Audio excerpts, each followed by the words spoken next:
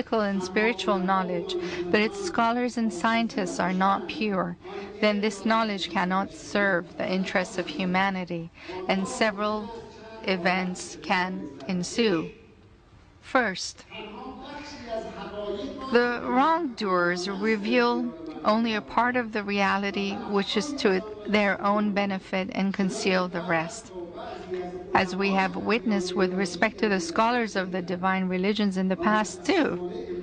Unfortunately, today we see that certain researchers and scientists are still hiding the truth from the people. Second, scientists and scholars are misused for personal, group, or party interests. So in today's world, bullying powers are misusing many scholars and scientists in different fields with the purpose of stripping nations of their wealth. And they use all opportunities only for their own benefit. For example, they deceive people by using scientific methods and tools. They in fact wish to justify their own wrongdoings, though, by creating non-existent enemies, for example, and an insecure atmosphere. They try to control all in the name of combating insecurity and terrorism. They even violate individual and social freedoms in their own nations under that pretext. They do not respect the privacy of their own people. They tap telephone calls and try to control their people. They create an insecure psychological atmosphere in order to justify their warmongering acts in different parts of the world.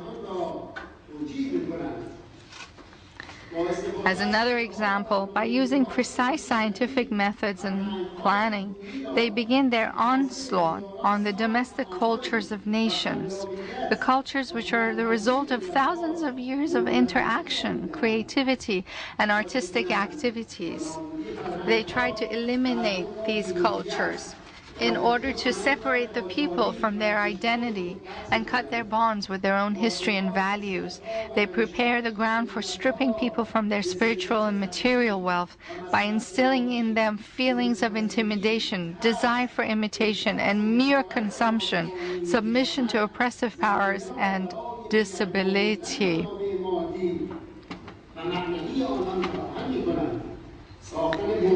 Making nuclear, chemical, and biological bombs and weapons of mass destruction is yet another result of the misuse of science and research by the big powers.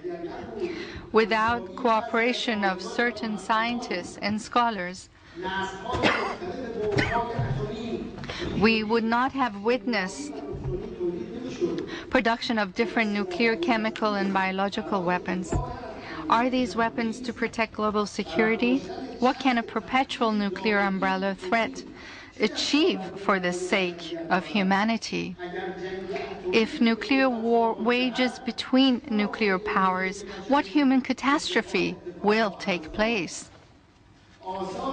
Today we can see the nuclear effects in even new generations of Nagasaki and Hiroshima residents, which might be witnessed in even the next generations to come.